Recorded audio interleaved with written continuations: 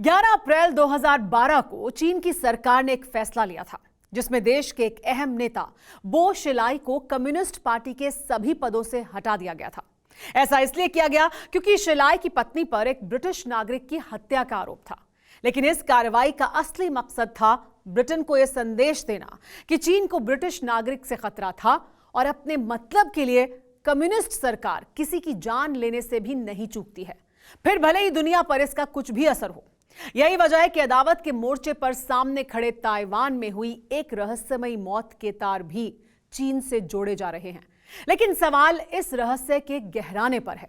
क्या है यह रहस्य? देखिए tele series mission X operation termination का यह chapter, Raj, worry about the worst.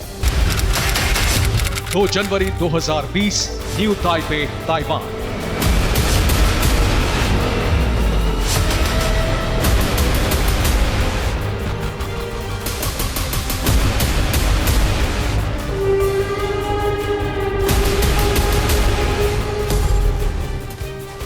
Songshan airbase से ताइवान एयरफोर्स के एक ब्लैक हॉक मिलिट्री हेलीकॉप्टर ने उड़ान भरी।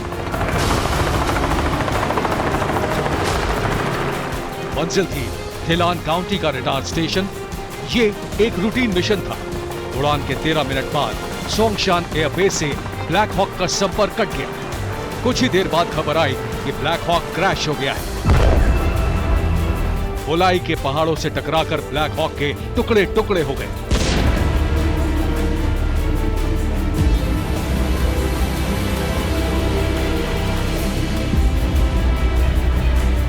खबर प्रेसिडेंट हाउस पहुंची तो कोहराम मच गया, क्योंकि जो ब्लैक हॉक क्रैश हुआ था उसमें ताइवान सेना के chief of general staff Shane यी मिंग सवार थे। हेलीकॉप्टर में जनरल शेन यी मिंग के अलावा 7 और सैन्य अधिकारी सवार थे। डिफेंस मिनिस्ट्री का एक एडवाइजर, डिफेंस रिपोर्टर के अलावा 3 क्रू मेंबर भी सवार थे। जनरल शेन यी मिंग समेत 8 लोगों की मौत हो गई। राष्ट्रपति चुनाव से महज 9 दिन पहले हुए इस हादसे ने ताइवान को झकझोर दिया। कुछ कॉन्स्पिरेसी थ्योरी भी आई, जिनमें दावा किया गया कि ताइवान के हाईएस्ट रैंक मिलिट्री ऑफिसर की मौत के पीछे चीन है। 2 जनवरी 2020 का ये ब्लैक हॉक मिलिट्री हेलीकॉप्टर हादसा था या साजिश? इस सवाल का अंत सबूतों से हो पाता उससे पहले एक और मर्डर मिस्ट्री ने ताइवान को सन्न कर दिया।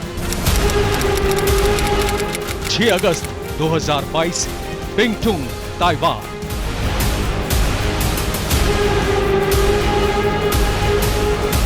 एक होटल के दरवाजे पर स्टाफ के लोग खड़े थे। पहले बेल बजाई गई, अंदर से जवाब नहीं मिला तो दरवाजे को पीटना शुरू कर दिया। फिर भी कोई जवाब नहीं मिला तो होटल कर्मचारियों ने दरवाजा तोड़ दिया। अंदर का मंजर देखकर स्टाफ की चीख निकल गई। जो शख्स कुछ घंटे पहले कमरे में रहने आया था, उसकी लाश कमरे के अंदर पड़ी थी।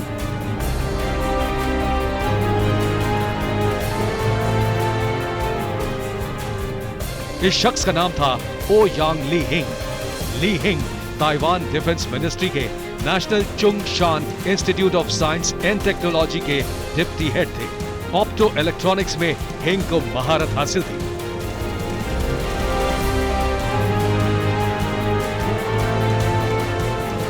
ताइवान के तट से महज 10 मील दूर चीन ड्रिल के नाम पर बारूद बरसा रहा था।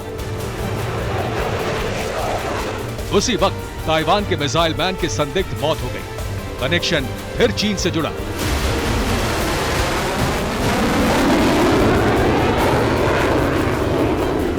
क्योंकि ताइवान के कई मिसाइल प्रोडक्शन प्रोजेक्ट्स को यही शख्स सुपरवाइज कर रहा था। तो क्या चीन ने ताइवान के साइंटिस्ट को साजिश के तहत मारा?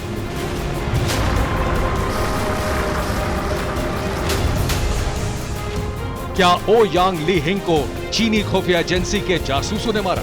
क्या ताइवान के मिसाइल मैन की मौत के पीछे कोई मिस्ट्री है? इन सवालों का जवाब जानने से पहले ये जानना जरूरी है कि आखिर कॉन्स्पिरेसी थ्योरी का आधार क्या है।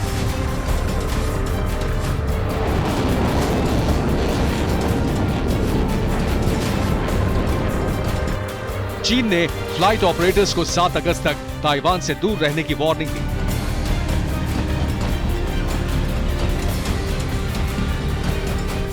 ताइवान के चारों ओर J-20 जेट्स और वॉरशिप्स की तैनाती कर दी गई। 7 अगस्त तक ताइवान की 6 जगहों को नो एंट्री जोन घोषित किया गया।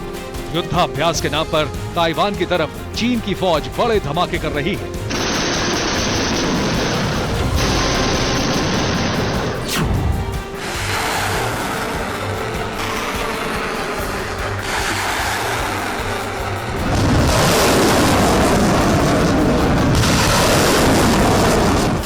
ऐसे हालात में ताइवान पूरी ताकत से अपना बारूदी जखीरा बढ़ाने में जुटा है।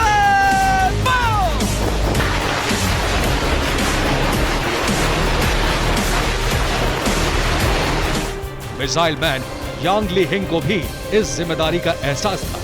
तो क्या यांग लीहिंग को चीन ने इसलिए टारगेट किया क्योंकि वो ताइवान को किलर मिसाइल से लैस कर रहे थे?